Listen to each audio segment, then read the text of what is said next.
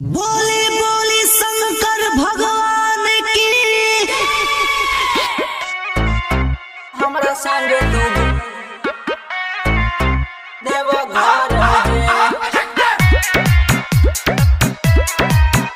हमरा संगे तू चला देव घर डीजे गुड्डूरा अंगिका रिकॉर्डिंग स्टूडियो रुपौली पूर्णिया बिहार। हे भौजी कान्हा पर लैला कमर हे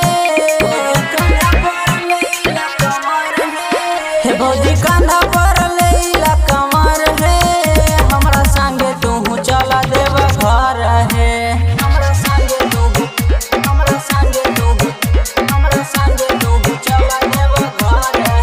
हे भौजी कान्हा पर लैला कमर हे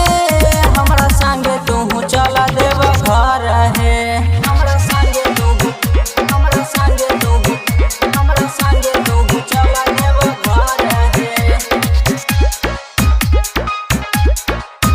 हमरा संगे तू चला देव घर हे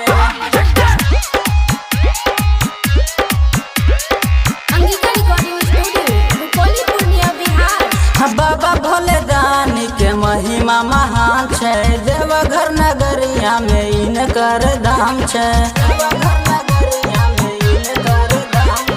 बाबा भोले दानी के महिमा महान छै देवघर नगरिया में इनकर धाम छै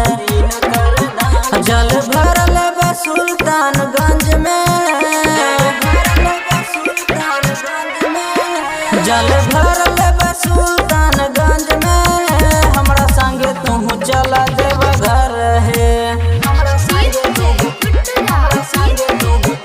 हमरा संगे तू चला देव घर हे बीट भी बजा। हमरा संगे तू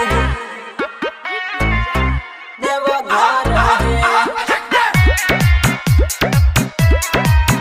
हमरा संगे तू चला देव घर हे अंगिका रिकॉर्डिंग स्टूडियो रुपौली पूर्णिया बिहार।